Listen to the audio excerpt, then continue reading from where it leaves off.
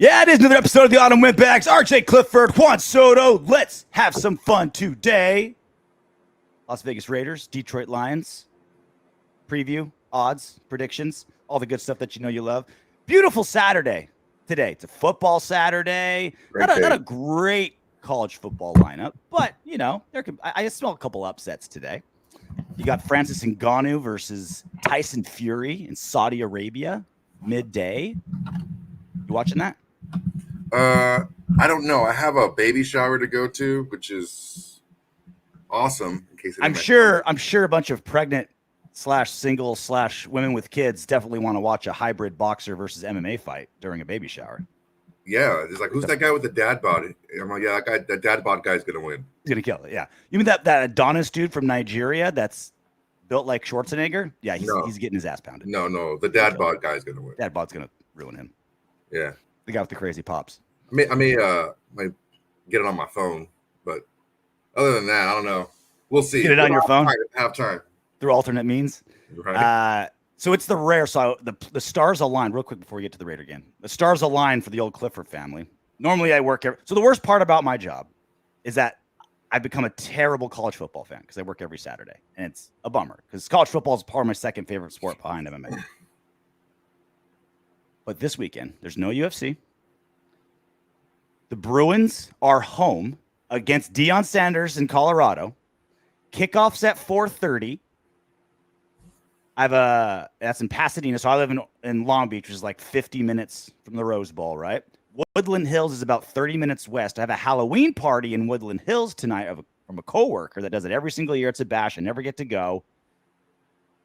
And the stars aligned perfectly. The game will end just in time. Go over to Woodland Hills.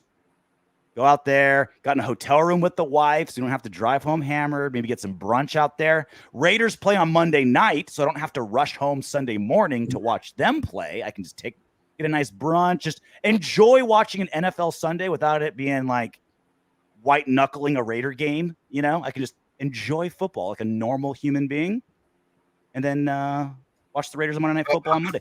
How do normal human beings watch football? I think that's how they watch it. I don't think a normal human being doesn't have a team, and they all white knuckle them. Well, you can have a team, but not like live and die by it.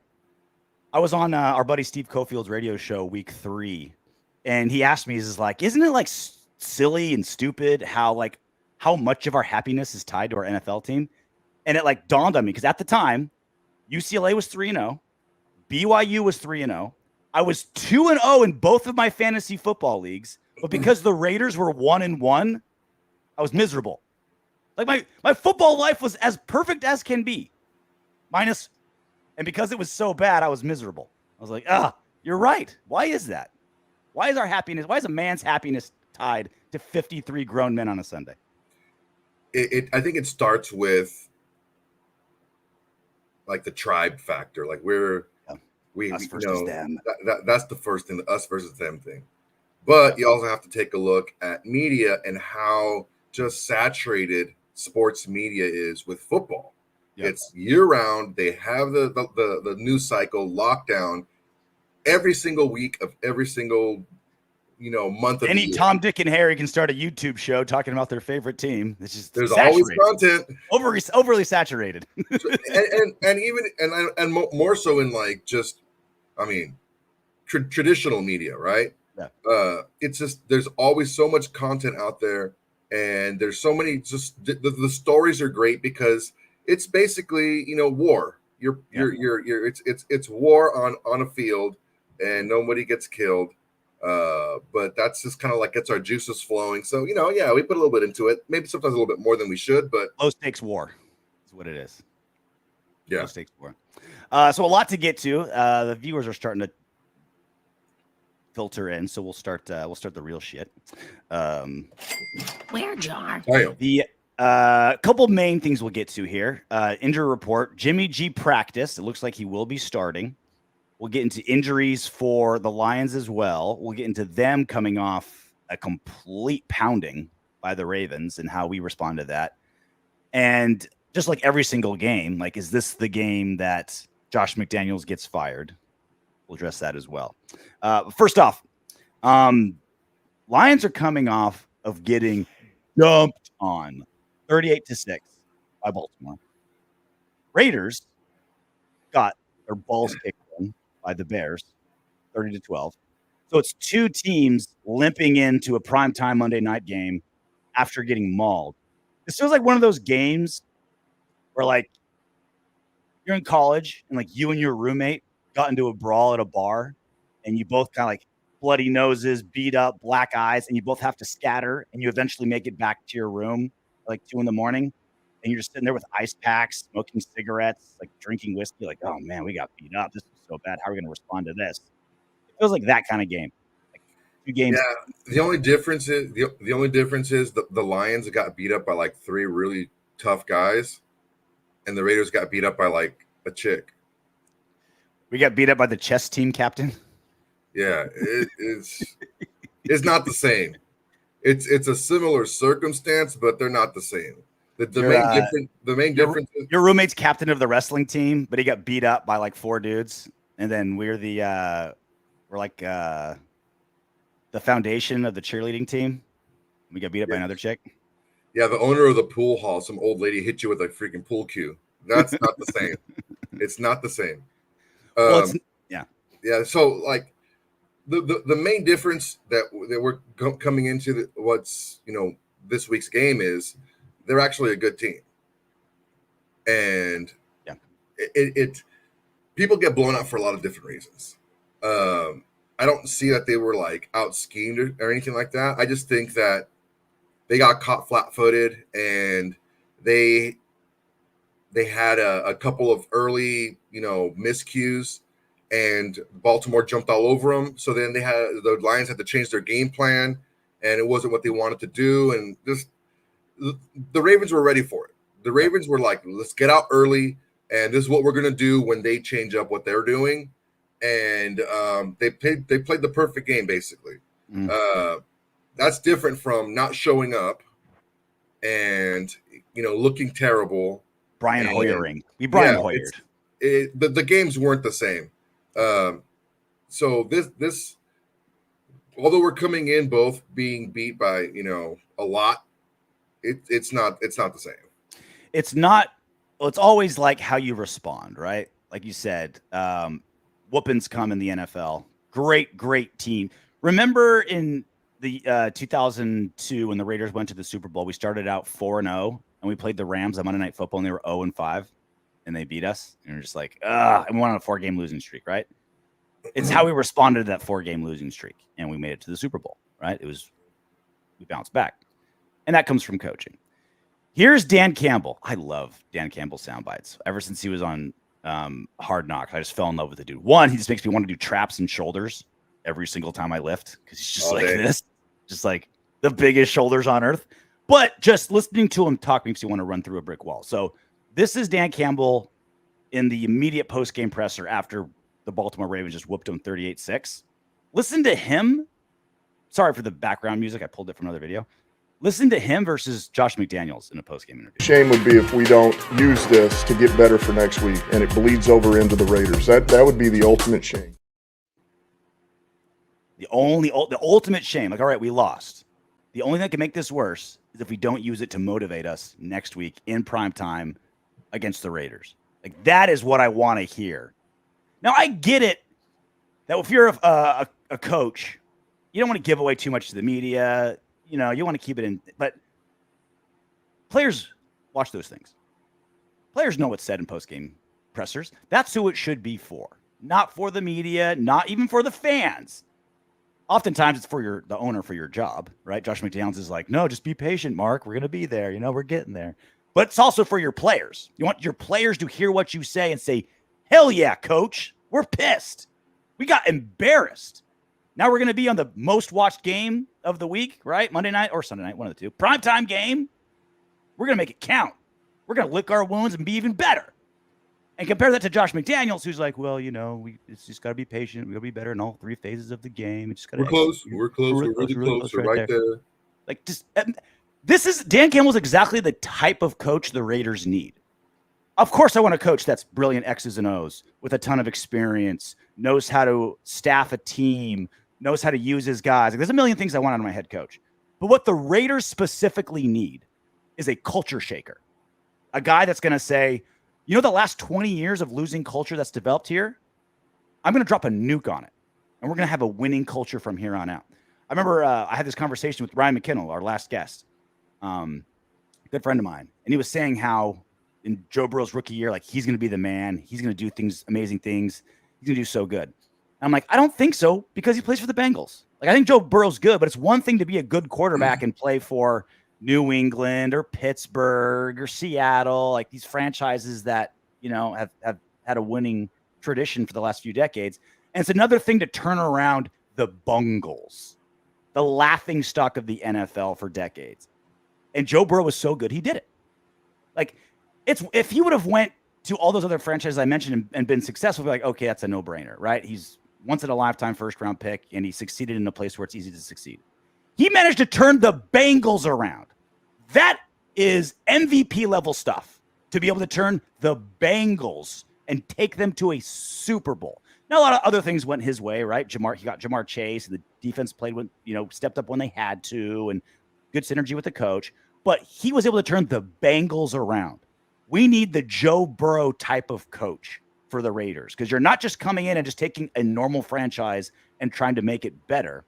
You have to turn a franchise around that top down is just littered with issues. Mark Davis down. You have to not only be good, you have to be good enough to push back on 2 decades of poor tradition. And Dan Campbell's that type of guy. He's an in-your-face culture shaker. Well, he's in it. He's not the guy that's in the back, you know, with the whip telling everybody what to do. He's in the mix. He's in the front. He's leading from the front. And that's a true leader. Mm-hmm. When you're just in the back and, you know, Josh McDaniels does things opposite way. Yeah. He praises, you know, very like, what's the word? Not individual, but like general. He's very general with his praise, but he's very like specific and individual with his critique. Mm-hmm. And whenever it's something that the team does wrong or a player does wrong, he says, well, we didn't do this, we didn't do that, we didn't do this, we didn't do that. But when it's about coaching, it's we need to coach better. We need to be better. Yeah. You know, and it just shows me that I don't think he really believes it.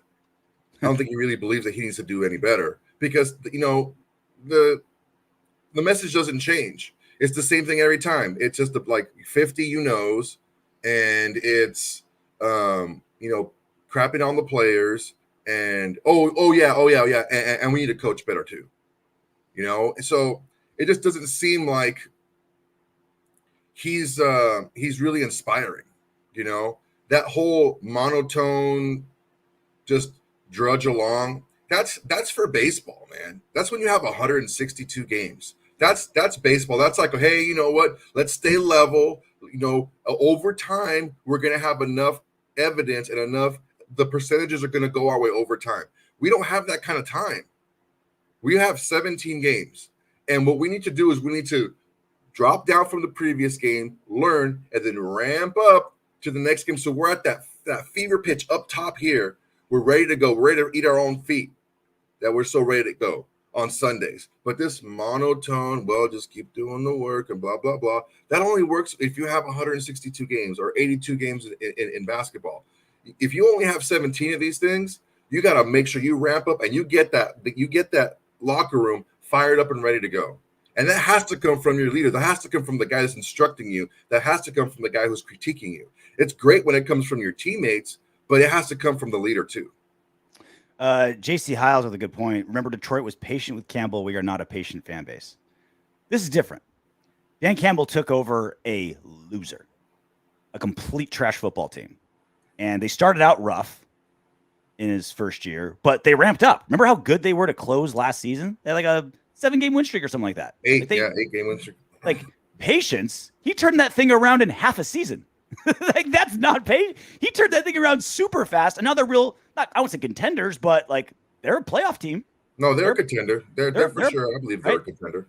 They're the best team. They're the best team we faced since Buffalo for sure, by far.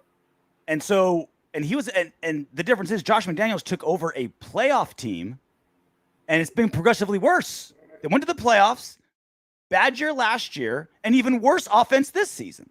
Yeah. That's the difference. Dan Campbell was like, all right, we started terrible, and then we started off still not good, but a little better, and then boom, at the second half of last season, they took off. Josh McDaniels is like 10-win season, 6-win, and offense is getting terrible. And randomly, our defense has kept us in games out of nowhere, which isn't Josh McDaniels. So, like, that's the difference. Like, I don't feel like people are being impatient with Josh McDaniels because it's been nothing but degression, not progression. Yeah. So, I mean, it's if you only use like a win-loss record as a gauge for improvement, and that's difficult because, what kind of schedule were you playing the year before? Last year we had one fewer home game than we had the year before. We had an extra home game because of the number of games. Mm-hmm. So there's a lot of things that factor into it. I've talked about it a bunch of times. The dead cap is nuts. The draft capital is almost non-existent. So yeah, it was all coming to a head and it all crashed last season. But you want to see progression in certain areas. The offense, just forget points. Just throw it out the window. The offense doesn't look smooth. People that are in the offense, it doesn't look like anything's getting any better. Even if you want to look at this season, we don't have symmetry. We don't have. We look very rusty. Everything looks really clunky. And that's coaching. That's coaching. That's how you implement. That's how you teach. That's how you correct. That's all coaching. Even if you have bad players, even if you have a bad team, if you're a good coach, stuff will look good, but you just don't have the players to execute, and you get outplayed by better athletes or better players. That's what our defense looks like. Yeah, a pretty well, not well coached. I don't get the Patrick Graham hate, well schemed. Well, it was awful last season. This season has been. He had a worse personnel last year. The personnel got a little bit better this year. Our secondary is way better. Maybe not the Yassine for Peters swap, but Epps is much better. Merrick is playing much better. We haven't had Hobbs this year either, and we're still doing better. So with him coming back, I see us being much better. Chandler Jones, despite being super underwhelming, certainly better than Tyree Wilson. So and the defensive line has been worse.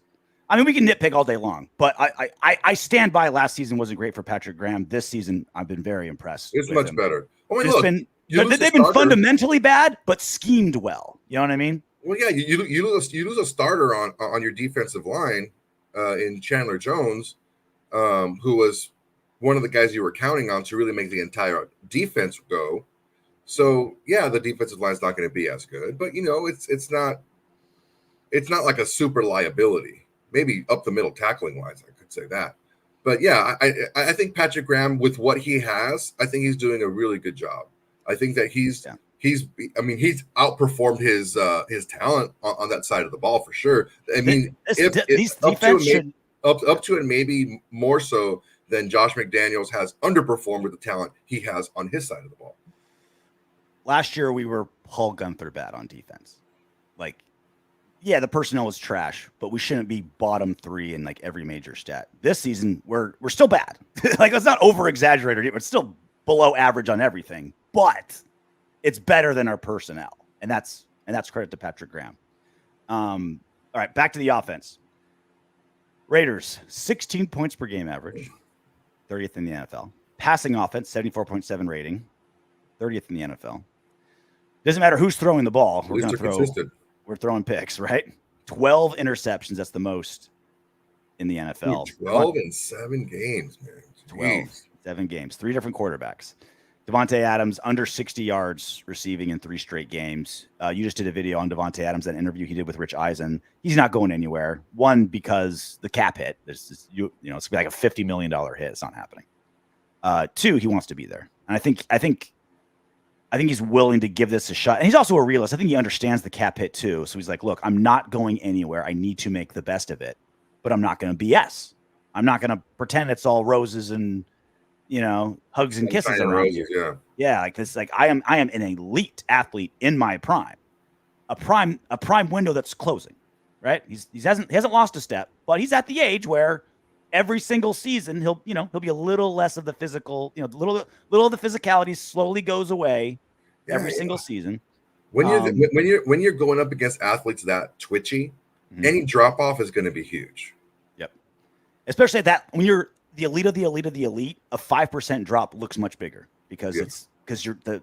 Now he's smart enough to pull a Jerry Rice, right? Not that level, but he's smart enough. And he's not a completely dependent on his physical skills receiver. So he'll have, I like the Jerry Rice comparison because like Jerry Rice was never the most elite athlete. He was just brilliant, the hardest worker in the NFL. He was run routes and he would put people in a washing machine, dude. And he's like that. So he should have a longer career than receivers that are just entirely dependent on their physical skills. But I'm just saying he knows he can't play forever. And he's in his 10th season. He's not playing 20. You know what I mean? Like he has more games behind him than ahead of him. I think it would behoove Josh McDaniels in every possible facet to feed Davante Adams. And I know it sounds like a no-brainer. And he always starts off games giving him lots of targets, and then it kind of falls off, and then we're losing, and so he gets desperate, and it's like, just throw it to Davante in the fourth. He needs to keep Davante Adams happy. One, just to keep his job. If Davante goes to Mark Davis and he's upset, that's a problem. Two, it's just strategically at X's and O's wise. Like Aaron Rodgers said, Davante's always going to be double covered. Throw it to him anyway. He's the kind of guy where you can do that. He's been double covered the bulk of his career. Ever since he's been a starter, like the second season, he's been double covered and he still puts up big numbers. It's going to happen. Three, you owe it to him. He's been a Pro Bowler 6 straight seasons. He's probably not going to be a Pro Bowler if this continues. Pro Bowls are hard because he's such a star. Sometimes people vote him in anyway, but he's not putting up Pro Bowl numbers this season. Like, these aren't really Pro Bowl numbers. Do you want to be Josh McDaniels, the guy responsible? Your offense is so bad and your handpicked quarterbacks are playing so terribly and your scheme is so predictable that you can't make Davante Adams a Pro Bowler? Do you want that on your resume? Do you want that scarlet letter tattooed on your chest and attached to every resume, every coaching resume you ever submit for the rest of your life, that you had Davante Adams in his prime and you were so bad you couldn't make him a Pro Bowler? You want that, Josh? Yeah, there's just a section of the video that I did on Davante Adams talked about how much input that he had into the offense, and Davante was very direct. I have a lot of input, and not only in the routes that I like, but how I run them, the concepts that we run as an offense. So if he has that much input, what's the disconnect here? Yeah. Why is it so muddled? Why is there like static? It's either Josh McDaniels going behind his back and saying, no, these are your reads, or which is all what's possible. But what's also possible is we don't have the type of quarterbacks that are used to throwing into double coverage with confidence. Yeah. Aaron Rodgers, not because he's Aaron Rodgers, but he's had Davante Adams for a long time. He knows what he can do. Oh, yeah, as long as I put it over here safely, yeah, we'll be fine. I don't think we have that quarterback that has that mentality. Yeah. Breakout game for Josh Jacobs. Every single week we ask, is this going to be the game? Is this going to be the game? Is this going to be the game? Probably not. The Detroit D holds running backs to 3.6 yards per carry. That's 6th best in the NFL. So that means about 2 yards a carry for Josh. Right. Well, that means he's going to be hit. He's going to have to break 2 tackles behind the line of scrimmage before he can even get positive yardage. That's what it means for Josh. And that's the other part that that's the other part that holds tough for the offense in general and the quarterback and Davante Adams is the normal game plan they always do. It's even easier for the Lions. Normally it's like, look, we're not afraid of the deep ball. So let's load the box, play press man. And these quarterbacks can't throw tight windows. They don't have the arms for it. When your run defense is that good, you can just play. You don't even have to load the box to stop Josh Jacobs. You just be like, all right, let's just bracket Davante Adams and rush the quarterback because we can be in nickel and still stop this run game. That's what the Bears were doing. That's what the Bears were doing. They were in nickel and they would just drop the nickel in the box, and they did some interesting things on how they matched up, but we didn't do much to spread them out either. It's very it's very stale, man. The offense is really stale. The formations, the groupings, the personnel groupings, the formation stuff like that. It's just really stale, man. It's predictable. It's predictable. Well scouted. And I mean, there were some quotes that were floated around, and no names attached to them or anything like that. But anonymous sources, and we have anonymous sources that we can't name, and that's fine. But it's things that people have been echoing. And if this is true, if the Chicago Bears were calling out our plays, it's what you're, and this is what I said in the beginning of the year. Josh McDaniels is banking on us just out executing the team in front of us. Just go out there, and we don't care if you know what we're doing. We're going to execute it so well that we're going to do it anyway. And this is he's also playing like we have a top 10 defense. Because that's what he's used to in New England. Like, he always had a top 10 defense, and you have Tom Brady. Just play suit. Just don't make mistakes. Just don't make mistakes. Top 10 defense, and you have Tom Brady. Like, every now and then, you rely on Tom Brady to play hero ball. You've got Gronk. Like, we don't have the roster to just be like, all right, our best versus your best. We're going to win. We got to get creative. We got to get aggressive. We got to try some stuff, right? Like, we got to, Like Bisaccia last season, how many fake punts did we try when he took over, right? It's like, that's our roster. You got to surprise some guys. You got to throw some curveballs. You can't just be like, all right. And also, it's not like our conservative approach is bulletproof anyway. We lead the league in interceptions. You have to know going in, we're going to turn the ball over 2 or 3 times. Like, we say this all the time about coaches. That's the most infuriating thing. You're coaching the team you wish you had, not the team you do have. And that's McDaniels. Yeah, and so you just take a look at like 3 of the more innovative offenses in the NFL. You have the Eagles, you have the Niners, and you have the Dolphins. I don't think anyone's going to say that, oh yeah, we for sure have better personnel offensively than those 3 teams. But even they use creative ways to get people open and to create good matchups and to create confusion in the defense. So it's not simply a thing that you do when you have bad personnel or not as good personnel. It's just what good teams do regardless of their personnel. There's no way Jalen Johnson should have 2 interceptions against the Raiders and a pick 6 while covering Davante Adams. Yeah, he hadn't had any in like 2 years. He gets 2. And he's wearing with an orange ass hoodie under his jersey. Hey, look at me, neon sign. I'm a defender. And you still threw it to me twice. It's not like he's hiding. It's not like he's wearing camouflage out there. You know why? Because Davante Adams is winning predictable routes. That pick 6, it's like, all right, it's going to be a go or a comeback. That's it. If Johnson didn't pick it, the safety would have picked it. They were both there. It's that predictable. Like, Davante Adams isn't predictable. Davante Adams is uncoverable. But you have to, if you know the route, Soto, you could have made that pick if you know the route, right? Like, and that's what we're getting. You just got to get to the spot. That's all you got to do is get to the spot. Let's talk about the Lions offense. Kind of a fun offense to watch, to be honest. Jared Goff playing out of play action, man. Amon-Ra St. Brown, quietly a great receiver. Like, no one talks about him. You talk about really, really great receivers, but he's quietly pretty awesome. David Montgomery, questionable, most likely not to play. Probably not going to play. But their line plays well enough. It's hard to play if you're running back with bad ribs. Yeah. When you got like cracked cartilage in your ribs, take one good hit and you're out again. Why? Dan Campbell put together an offense that it's weird because I feel like almost all offensive coordinators are like, here's my system. And the good ones are like, I'm going to alter my system to my players and the situation. Of course, game to game, we're going to change it. Dan Campbell's like not a system guy. He just like throws everything. All right, we're going to run an option. We're going to run play action. We're going to run power. We're going to go verts. Like, he's just kind of like, whatever works is what we're going to do, which is hard to prepare for because it's not. They do wildcats sometimes. Like, they do all kinds of stuff. But it's wild, but it's nicely set to his personnel. Like, Jared Goff, you can't have him in shotgun doing 5-step drops back there for 4 seconds and hit verts. But in play action, pretty darn good. So they built a good run game, built off the play action for Goff. And oh yeah, can we count on our linebackers? Our fantastic, wonderful linebackers? Look, our linebackers aren't bad. They're just not consistent. So could they play well? Yeah, they could. They can do really well like they did in other games. But could they play like they did against our 2 big losses against the Bills and the Bears? Yeah, they could.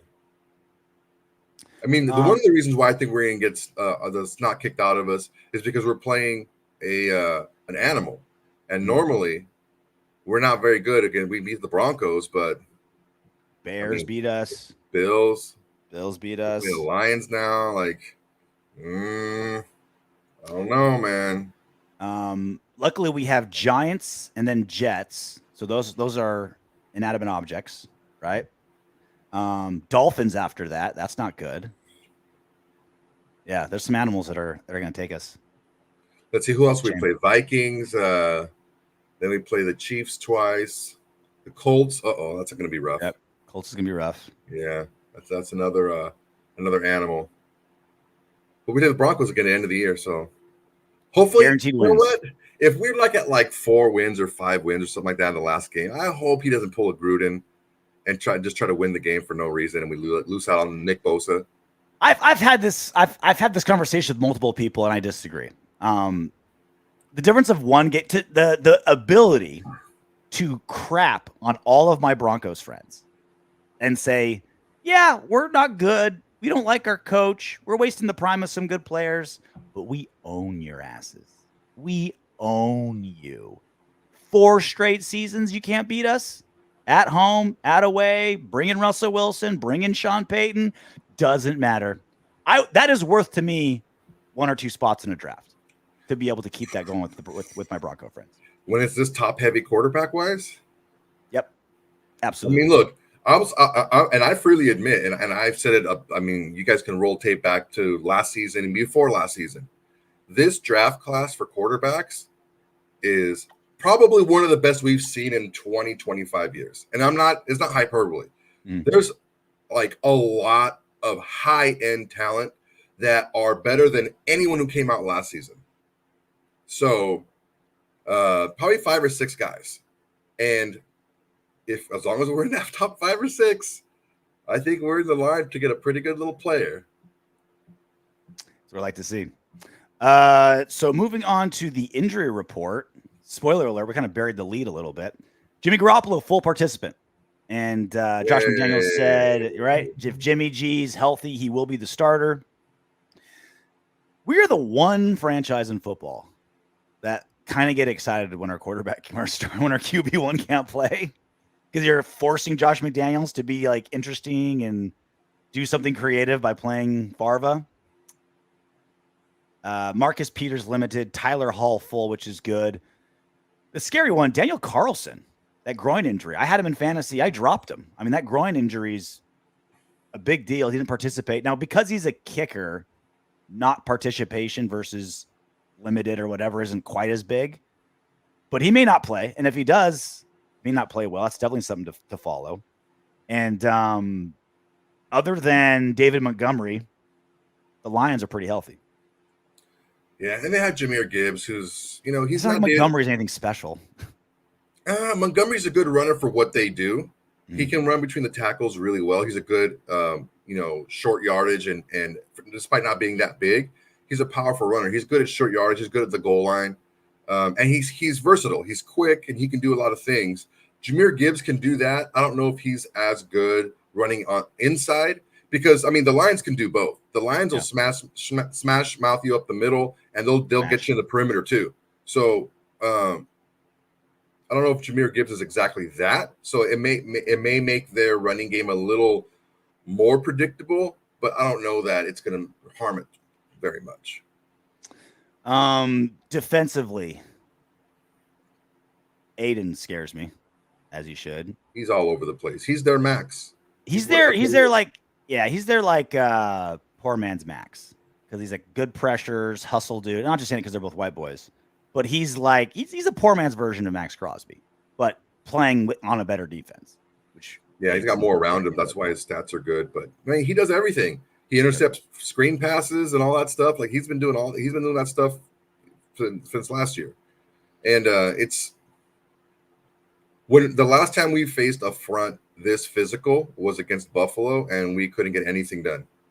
So we need to figure that out. Are we close? Are we close, RJ?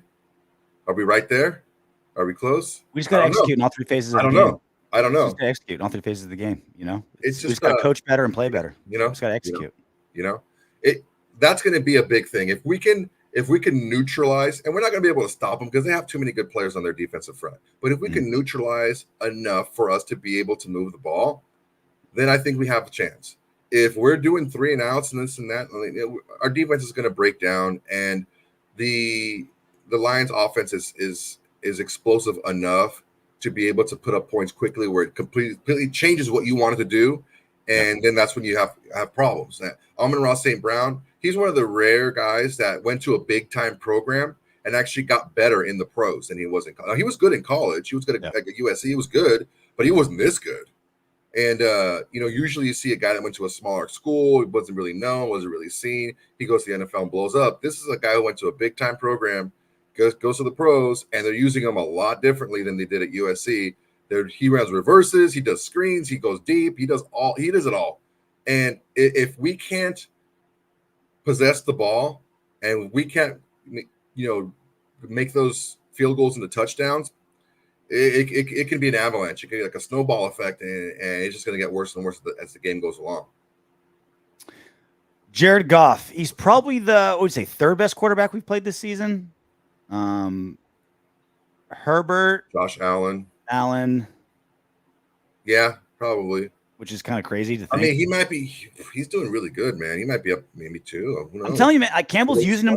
He's being used correctly. Play action. Yeah. You got a good run game backing him up. Give him, one read and go.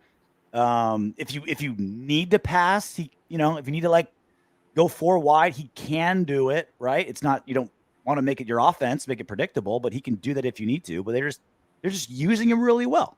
I mean, they're using him really, really well. Only 4 interceptions this season. Yeah, man. 68% completion percentage, 97.5 rating. I mean, he's up there. He's one of the best this year. He's the third best we've played. Yeah. What else sticks out to you about this game? What are the Raiders' X factor to win? X factor for us is, well, of course, besides quarterback play, because that's anybody, but our offensive line, if we can hold our own, we don't have to dominate, because we probably won't dominate that defensive front. But as long as we're not getting blown up like we did against Buffalo, and can't do anything, if we can't do any, if our offensive line won't let us be a more balanced attack, if we can't give Josh Jacobs some running room to make something happen, we have to be able to attack, and for that you need time. Yep. And you need time to rush to the hole. You need time to sit back and read the defense to pass. You need some time, and if we're just getting blown up, it's just going to be a long, long, long night. This needs to be a really big Josh Jacobs receptions game.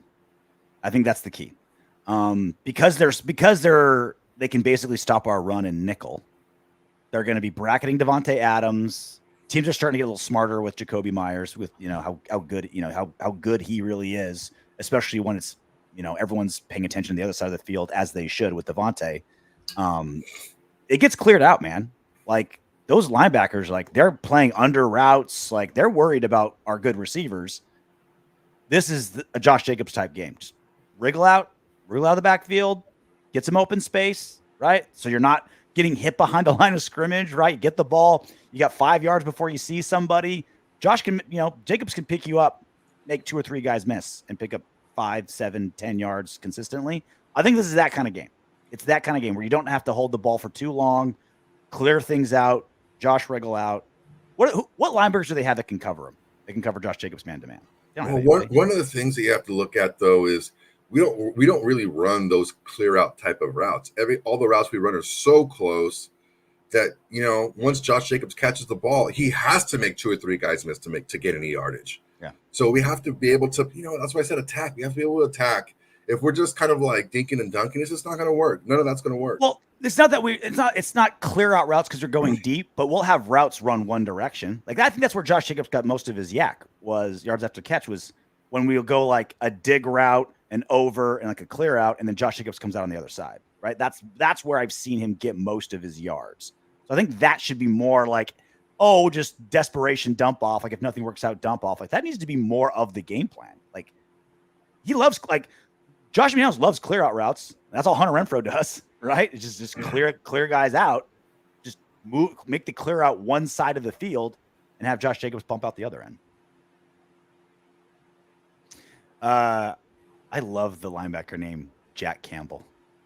What a sweet linebacker That's name. a linebacker name. He needs a neck roll. He needs a neck roll and like a nose that bleeds all the time. You know, Missing teeth. Like John Ritchie, you know, he's like the bridge of his nose was like forever broken and would just constantly bleed. He needs that. Man, I hope he's doing well, man. Because that guy was like one of the last of like the head first battering rams I remember. Yep. He was the man. I hope he's doing okay. That is a where are they now type guy. Every single fullback in the end, anyone who had like a more than 5 season career as fullback, you always kind of wonder where are they now and how are they doing. Yeah, I hope John Ritchie, if you're out there, man, I hope you're doing good, bro. Not to be too morbid, but I was with a group of our friends, you know, mutual friends. We were watching, like it was on ESPN Classic or it was a YouTube or something, and it was like all of Mike Tyson's first like 17 pro fights, and you can watch it all in like 20 minutes because they're all like 30-second knockouts. First round, right? yeah. We were playing a game. This is how morbid and sick we are. We were playing a game. Is Mike Tyson's opponent alive today? And so he'd knock him out, and then we'd Google like, all right, $10 says he's dead. I say he's alive. Look up. Oh, he's dead. All right, $10. And it was a good 30% of them. And this was the 90s, right? Like these guys aren't in their 90s. Like they're in their 50s. These guys are in their 80s and 90s. They're in their like 50s, right? Maybe late 50s. And we're just like, yeah, that's about a third of them didn't make it there. You're taking knockouts. Oh, Oakland fan. How long ago was this? I have so many questions. Please let us know, Oakland. How long ago was this? The House of Prime Rib. Where is that? Right? Where's the House of Prime Rib? How expensive of a meal did he order? Like, is he broke? Like, did he waste his money or did he invest it well? Is it a restaurant called the House of Prime Rib, or was it a house made of prime rib? We need to know these answers, man. Was it constructed with actual prime rib? Which is the au jus sauce in the urinals? All right, San Francisco, great eating city. Oh, great. Sense. Fantastic eating city. Okay, that's a start. Keep it coming. I don't need your laughs, Oakland. I need some. How long ago was it? I need some Big J journalism. I need some. Did he look still yoked? Okay. Or was he one of those dudes that shrunk when the career's over? Speaking of Big J journalism, I was extremely disappointed in Rich Eisen, who's normally an excellent interviewer. Yeah. After a question, at the tail end of a question, when Davante Adams was talking about what he likes about Oakland, he loves being the Raiders. He loves being there. You know, he loves his teammates. And he said that him and the front office have an interesting relationship. And there was no follow-up because that was very ambiguous. And normally Rich Eisen just knocks that out of the park. Ambiguous how? Nothing. And I'm just like, Rich, you freaking let me down, bro. I forgot the exact question that Rich used, but it was like, you'll probably remember because you did the video. It was something like, are you happy in Las Vegas? Or are you happy with the offense? Are you happy with something like that? Are you happy in Vegas is what he said. Are you happy in Vegas? And Davante started it off with, let me put it this way. If you're asked a direct question and your first thing out of your mouth is, let me put it this way, the answer is no. It's like, hey, RJ, how's your marriage? Is it good? Let me put it this way. She got sweet tits. She's a great cook. You know what I mean? Say, hey, hey, RJ, you're getting 40 now. Is your cock still working? Let me put it this way. Like, no. It still shoots. It still shoots, but it misfires. Sir, you said a word that's no go. Really? C-O-C-K? Every single term. Bro, are you telling me that that's an okay word? That's not. It wasn't on the list. It wasn't on the list. Whoa, the D word was. It wasn't on the list. So we can say that word then, but we can't say the D word. Is the rule the same thing? Is the rule? Well, no, because wiener is fine, penis is fine, dillywhacker is fine, schlong is fine. A swear word. I'm saying, is the rule that the only words on the list are swear words, or a more ambiguous term? What are we going with here? If you don't want your under 12-year-old kid saying it. No, not you specifically, but a parent. I know you don't give a crap. my 4-year-old, we were at the in-laws yesterday, and she. All right. Gone. Go ahead. Right. Gone. Time out. It sounded like she was saying, "Daddy fucking, cousin fucking, you're fucking." She was saying funny, but because she's 4, she pronounced it as fucking, and we thought, "Oh gosh, she's." I wonder where she heard that word. Where'd she get that? Where'd she get that word? But really, it's just like she's 4, and then when she put it in context, you're like, "Oh, you mean funny?" It's like, "Princess, look at Daddy's mouth. Funny." She's like, "Funny," as like a 4-year-old does. All right, bail back on. I thought that was hilarious because it was just like at the dinner table in front of like cousins, grandma, grandpa. Hilarious. It's great. It's great. All right, what else do you got? That's Monday night game should be fun. This game is pretty straightforward.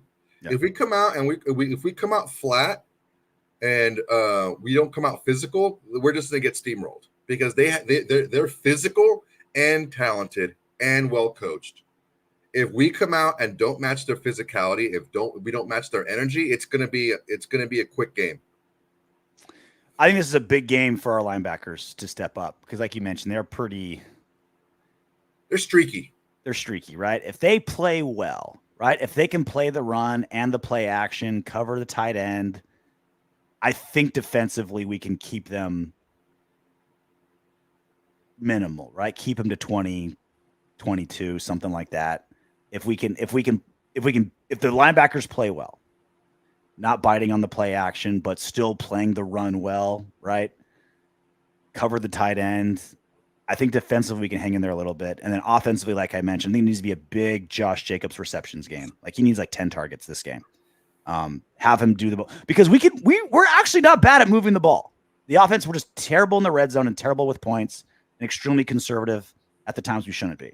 But just kind of moving the ball midfield, we're not that. This offense is actually pretty good about moving the ball. And that's I think what Josh Jacobs needs to do, and that philosophy is great for me. That's bad for normally in the red zone because everything's compressed a little bit. It's harder to have your guy wriggle out. That's why, like I said, you do clear out routes, not downfield, but off to one side of the field, right? You have Davante Adams on the left, Jacoby Myers on the right. Davante just streaks, option route, something like that. Myers runs an over. Tight end runs like a slant. Tight end runs an over. Josh McDaniels, boop, out the back. You can do that in the red zone and just have Josh McDaniels just play one-on-one against a linebacker that's coming out late. I think that's how we can do it. All right. I got a perfect comment to end the show. You ready? No, I have the perfect comment to end the show, but you can have the second best one. Or do you want mine to do it? Alex Fitzgerald Jr. LOL. Do you like the autumn windbags? Well, let me put it this way. ...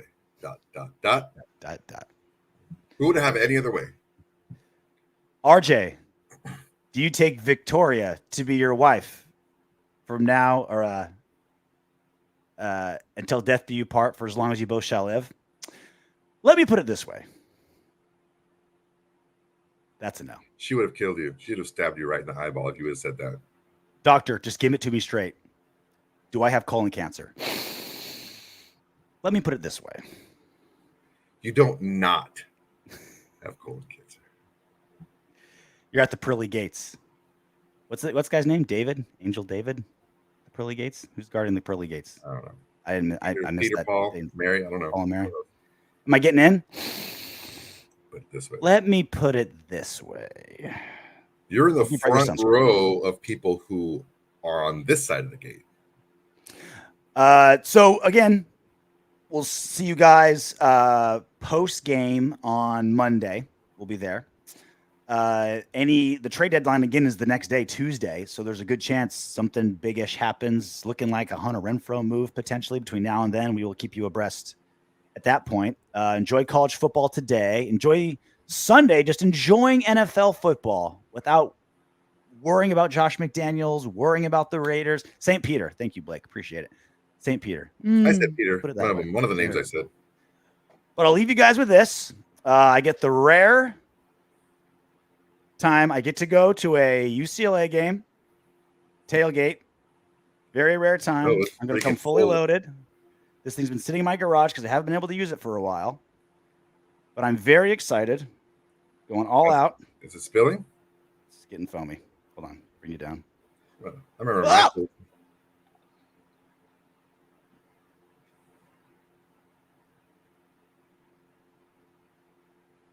Come on, RJ. Turn that lever. Turn that lever. Hit that switch. A lot of foam. That's a lot of foam. Can you hear? That's gonna My come burp, out. how foamy it is. Yeah, that burp is foamy. The valve's broken, so it's just straight up like old school. Oh, well, dude, that's why you got to put your thumb on it. UCLA. Yep. CLA. Fight. What? Hey, you made it to the end of our video. Great job. I know you want more. Go ahead and click the next video. And if you're feeling crazy, go ahead and subscribe.